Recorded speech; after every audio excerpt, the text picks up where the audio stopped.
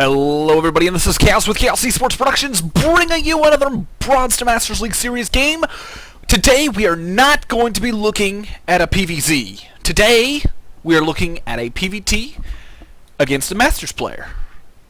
So finally playing some more Masters players, feeling pretty good. As you can see, I'm kind of jealous he's in Masters and I'm still in Platinum.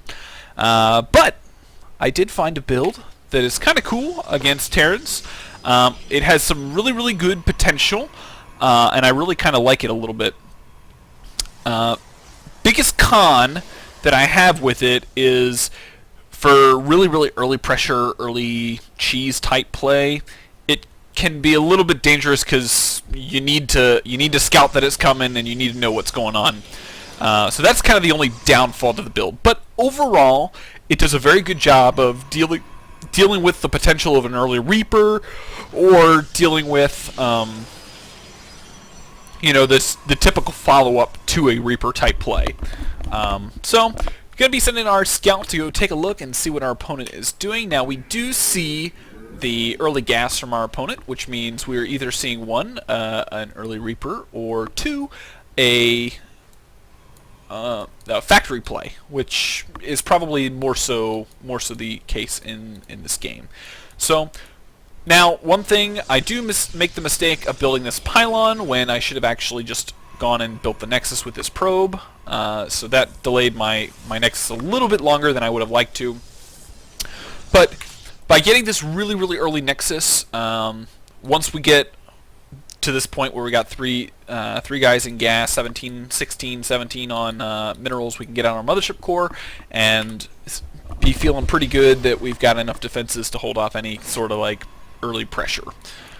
So mothership core is going to be coming out. Now, I started my Stalker and then decided to cancel it because it's 5 minutes in. I probably should have seen a Reaper already, and since I didn't see the Reaper, I didn't feel the need to get the Stalker super early. So I canceled it, got down my robotics facility, and this actually gets the robo down a little bit before 5 minutes, which is kind of nice, because that gives you the option of going for like an immortal push, a really early immortal push, which is kind of nice. I haven't tried that style yet, because I've been working more on my macro game. But yeah, so gonna be building up my army, starting to work a little bit more on that than I am economy. Once this gets up, we'll start getting probes down there. And then gonna be getting out our observers to see what the heck is going on, because we definitely want to know what's going on. I was gonna move out with these units, but then decided, well, Stalkers are a little bit faster. All I really want to do is poke in there and make sure that he is expanding. Because obviously if we don't see an expansion, that means we're dealing with some type of weird, crazy all-in. We go in, we get that confirmation that he is expanding, and our observer is now out. So what are the things that we're worrying about? Well, when we walked up there, all we saw were Marines. I don't think we quite saw the tank yet, but we do know that he did get an early gas, and if we're seeing mainly Marines, he's going to be very tech heavy. He's going to have tanks. He's going to have medevacs, things of that nature. And with the new Banshee buff, where it only costs 100 minerals and gas for the cloak, that is starting to become a little bit more of a viable option for Terrans. So getting out the observers really early is kind of a big deal now. So getting up our third gateway. Now, the one thing that I have to say that I probably didn't do as well. Normally at this point I want to have 4 to 6 gateways. Not necessarily 3 is a little not enough. Our economy is starting to get up there with our expansion. We're feeling pretty good, and we should be working on our tech and getting up our production, because we know that he could be doing some type of +1 timing into an early third. He could be doing a lot of different things. So definitely one thing that I would have to say about this build that I don't quite do correctly is get my production up. I think that would have helped me out a lot. So he does have a handful of tanks at this point. He got a Raven, which is kind of interesting. I'm assuming that's just for like in case I went DTs, because obviously DTs would make that push go a little bit worse. I do have the observer going back and forth here, so I do see this Banshee. He is going to send that in and see that I have a handful of stalkers in the back and not be able to really do much about it.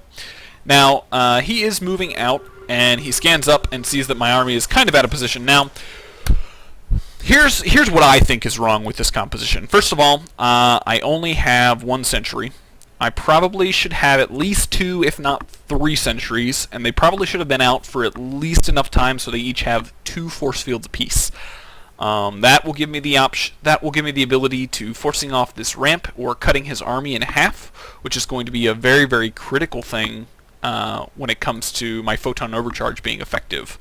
So that is kind of why I'm in a tough situation at this point. My first Immortal is coming out, and that will be followed up by a Colossus, since we do have the Robo Bay down.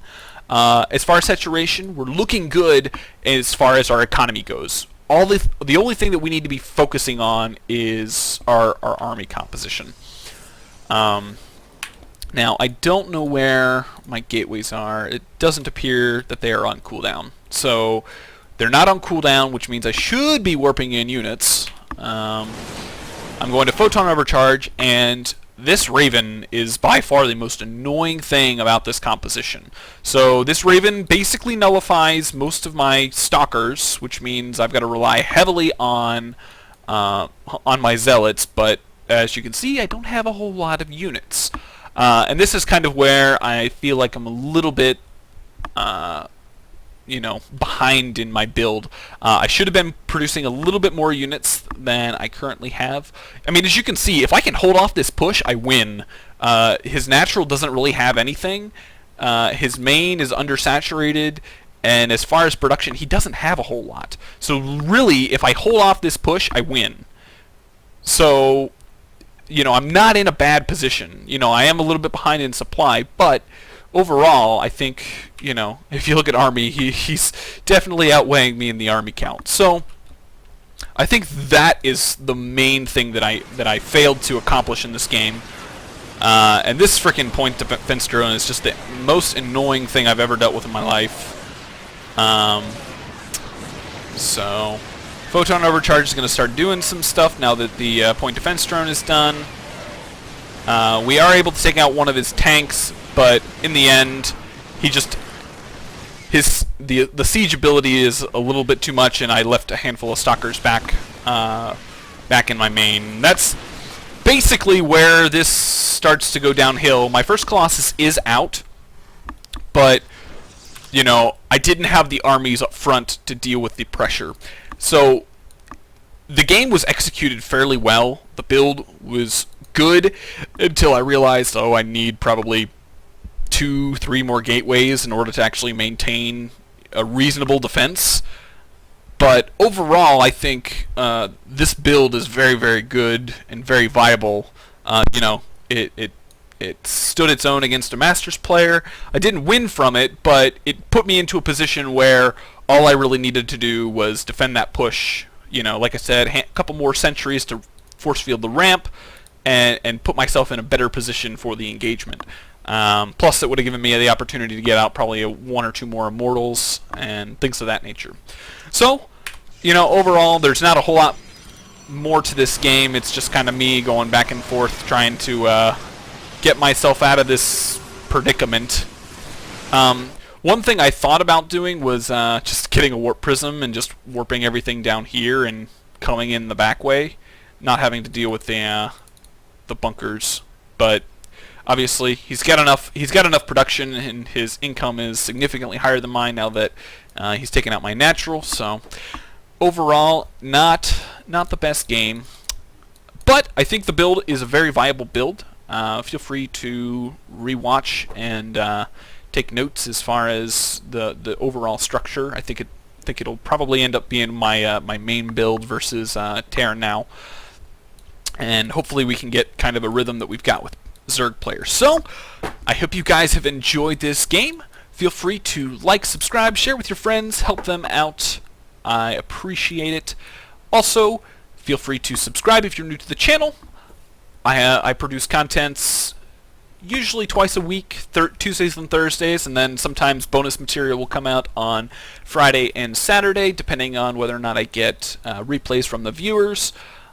So I hope you guys enjoyed, and I will see you guys in the next game.